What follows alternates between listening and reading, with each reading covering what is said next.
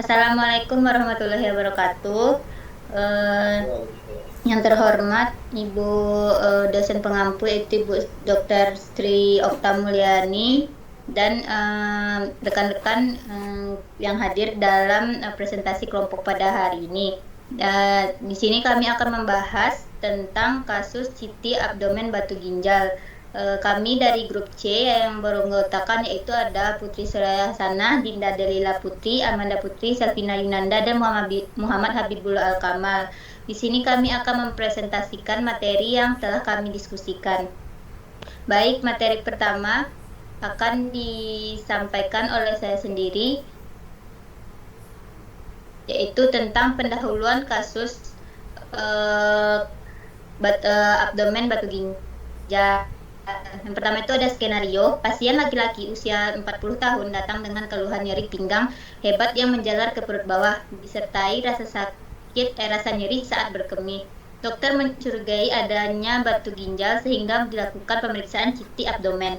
Selanjutnya, alasan pemeriksaan dari CT non-kontras ini adalah pemeriksaan CT non-kontras dipilih karena batu ginjal memiliki densitas tinggi sehingga dapat terlihat jelas tanpa media kontras. Selain itu, CT non-kontras merupakan pemeriksaan terbaik untuk mendeteksi batu saluran kemih dengan sensitivitas tinggi dan waktu pemeriksaan yang cepat.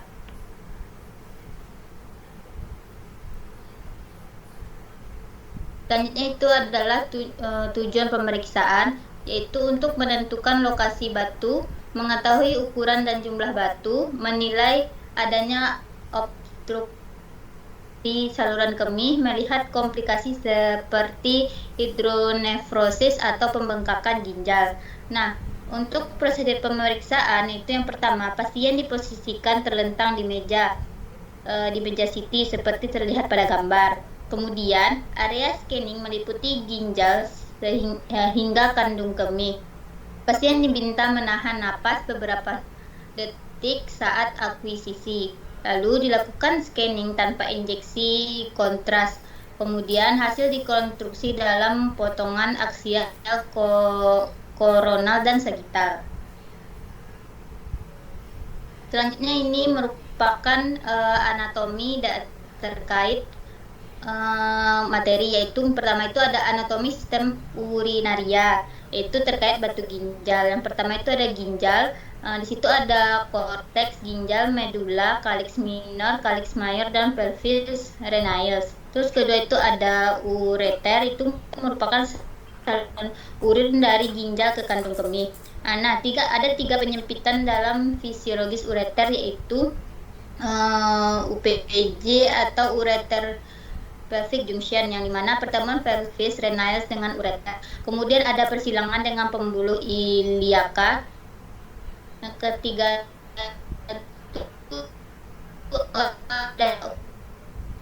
ureta. Nah, ini merupakan potongan melintang dari ginjal, yaitu ada korteks, piramida medula, calyx minor, calyx major, pelvis renalis, ureter. Kemudian ada skema alur urin, yaitu dari ginjal, ureter, kandung kemih, serta uretra. Bisa teman-teman lihat dari CT abdomen non kontras yang dihasilkan ke kanan hiperdens atau putih menyebabkan dilatasi ureter dan hidronefrosis. Kemudian batu di ureter kanan distal menyebabkan hidronefrosis kanan. Selanjutnya batu di ureter distal. Nah, lokasi batu yang sering terjadi itu ada batu di ginjal, batu di UVJ, batu di ureter, batu di UVJ, serta batu di kandung kemih. Ini merupakan hidronefrosisnya. Kemudian ada struktur sekitar yang dinilai pada CT, yaitu hati, kandung kemih, pankreas, ginjal kanan, otot psoas, vertebra lumbal, limpa, ginjal kiri, usus, dan aorta. Selanjutnya itu ada 6 lokasi utama tempat batu ginjal dapat terbentuk. Yang pertama itu ada di calyceal stones, itu atau batu calyx, di mana batu ini terbatas pada ginjal, seringkali berukuran kecil dan biasanya tidak menyebabkan penyumbatan sampai batu tersebut berpindah tempat. Kemudian ada pelvic stones atau batu panggul. Ini dapat menyebabkan penyumbatan sebagian atau peradangan pada pelvis ginjal. Kemudian ada ureteropelvic junction stones, yaitu bisa disebut dengan batu persimpangan ureteropelvic. Itu batu-batu ini tersangkut di ureter proksimal saat keluar dari pelvis ginjal yang menyempit. Kemudian ada ureteric stones, yaitu batu ureter. Batu ini terbentuk dari sepanjang ureter dan seringkali menimbulkan gejala. Kemudian ada batu ureterovesical junction stones atau batu persimpangan ureterovesical. Batu ini ditemukan di tempat ureter bergabung dengan kandung kemih. Kemudian ada bladder stones atau batu di dalam kandung kemih. Ini bisa disebabkan oleh batu yang keluar atau batu yang terbentuk di kandung kemih karena statis urin.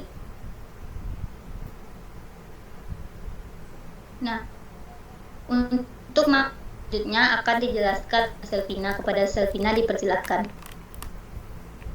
Terima kasih moderator. Selanjutnya yaitu prinsip CT pada kasus batu ginjal. Pada kasus batu ginjal, CT scan bekerja berdasarkan prinsip perbedaan atenuasi sinar X pada setiap jaringan tubuh. Tabung sinar X berputar mengelilingi tubuh pasien dan detektor menangkap jumlah sinar X yang lolos dari jaringan. Kemudian data tersebut direkonstruksi menjadi citra penampang menggunakan komputer. Batu ginjal memiliki kandungan mineral tinggi, terutama kalsium, sehingga kemampuan menyerap sinar X atau atenuasinya jauh lebih besar dibanding jaringan lunak atau urin. Besar pembanding jaringan tersebut karena atenuasi tinggi, batu tampak sangat putih atau hyperdense pada citra CT. Next. Hubungan atenuasi dengan Hounsfield unit dapat dijelaskan melalui persamaan HU sama dengan 1000 dikali mu jaringan dikurang mu air per mu air, di mana mu itu sama dengan koefisien atenuasi. Semakin besar koefisien atenuasi atau mu, semakin tinggi nilai Hounsfield dan semakin terang tampilan objek pada CT.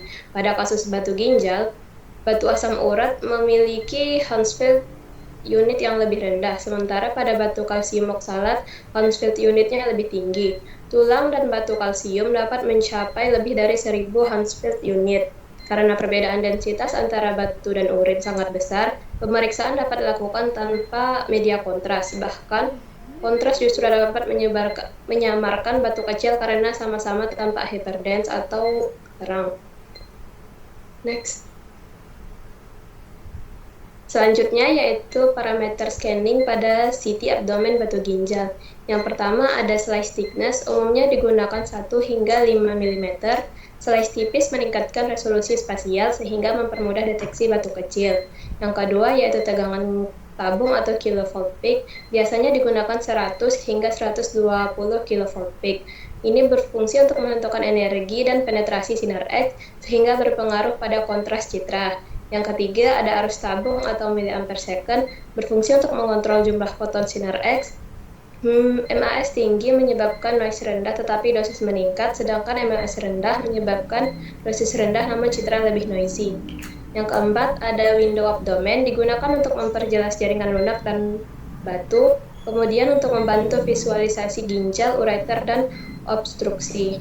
Yang kelima ada non-kontras teknik, berfungsi untuk menghindari masking efek media kontras dan batu tampak lebih jelas dibanding jaringan di sekitarnya. Saya kembalikan kepada moderator.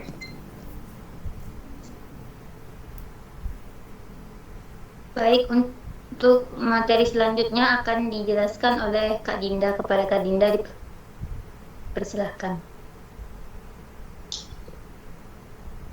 Terima kasih kepada moderator. Selanjutnya yaitu ada parameter CT pada abdomen non kontras, yaitu KVP digunakan untuk menentukan energi sinar X agar abdomen dapat ditembus dengan baik sehingga batu ginjal terlihat jelas. Kemudian MAS berpengaruh terhadap jumlah sinar X terlalu rendah, maka gambar menjadi lebih noise dan batu kecil sulit terlihat. Selanjutnya ada slide thickness, yaitu berpengaruh terhadap detail citra. Yang slide yang lebih tipis dapat meningkatkan deteksi batu ginjal kecil dan membantu melihat lokasi batu ginjal dengan akurat. PIT digunakan untuk mengatur kecepatan scanning agar pemeriksaan lebih cepat tetapi kualitas citra tetap baik. Selain itu digunakan abdomen window untuk membedakan batu ginjal dengan jaringan di sekitar. Batu ginjal tampak sangat terang karena memiliki nilai atenuasi dan Hounsfield unit yang tinggi akibat kandungan kalsium pada batu. Next.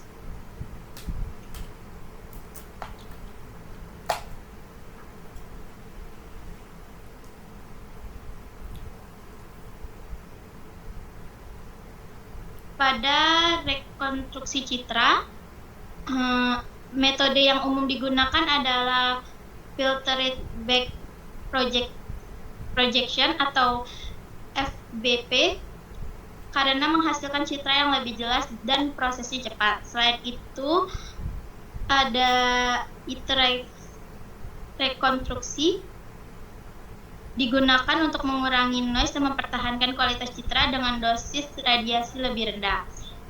Rekonstruksi koronal dan segitiga juga membantu memperlihatkan posisi serta ukuran batu sepanjang ureter sehingga mempermudah diagnosis. Saya kembalikan kepada moderator. Baik, untuk materi selanjutnya akan dijelaskan oleh Kak Putri. Kepada Kak Putri disilakan.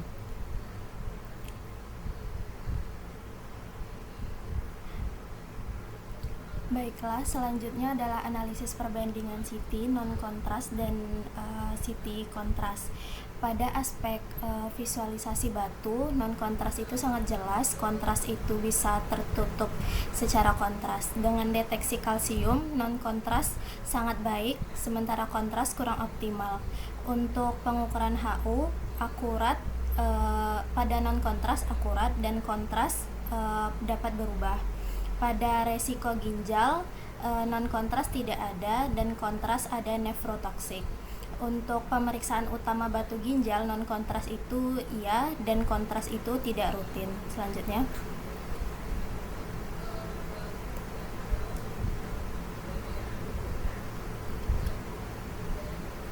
Pada analisis perbandingan nilai untuk HU, di mana struktur untuk air atau urin itu kisaran HU-nya 0, untuk jaringan lunak itu 30-70, dengan batu ginjal kalsium kisaran HU-nya 200-1000. Batu ginjal yang mengandung kalsium akan teratenuasi sinar X.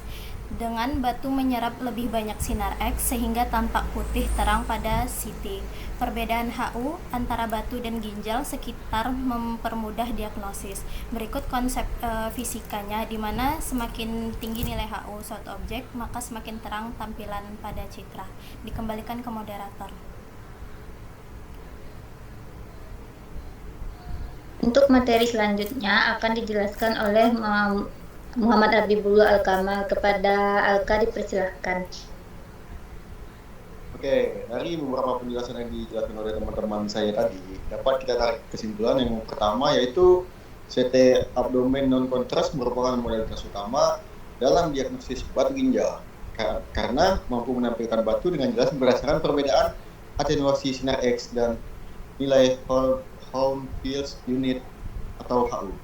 Lalu yang kedua, batu ginjal memiliki densitas tinggi, terutama batu berbasis kalsium sehingga tampak hyperdens atau putih terang pada citra CT dan dapat dibedakan dengan mudah dari jaringan lunak maupun urin. Lalu selanjutnya, penggunaan teknik non-kontras lebih efektif untuk mendeteksi batu kecil, menghindari masking efek media kontras, serta memungkinkan pengukuran HU yang lebih akurat dalam analisis komposisi batu. Yang keempat, parameter scanning seperti KVP, MAS, thickness, pitch, dan windowing sangat mempengaruhi kualitas citra serta keberhasilan identifikasi lokasi, ukuran, dan jumlah batu ginjal. Metode rekonstruksi modern seperti iterative reconstruction atau IR membantu menghasilkan citra dengan noise lebih rendah dan dosis radiasi yang lebih optimal dibandingkan dengan metode konvensional. Lalu kesimpulan yang terakhir yaitu berdasarkan prinsip fisika, CT dan referensi literatur, CT abdomen non-kontras memiliki sensitivitas tinggi, waktu pemeriksaan cepat dan sangat efektif untuk evaluasi saluran kemih serta komplikasinya. Next. Berikut adalah halaman referensi yang kami gunakan dalam menyusun PPT berikut. Dikembalikan kepada moderator. Baik, terima kasih kepada teman-teman yang telah memberikan materi pada hari ini. Mungkin sekian presentasi kita pada pagi hari ini, pada sore hari ini. Jika ada salah dan jika ada salah kata mohon maaf. Assalamualaikum warahmatullahi wabarakatuh.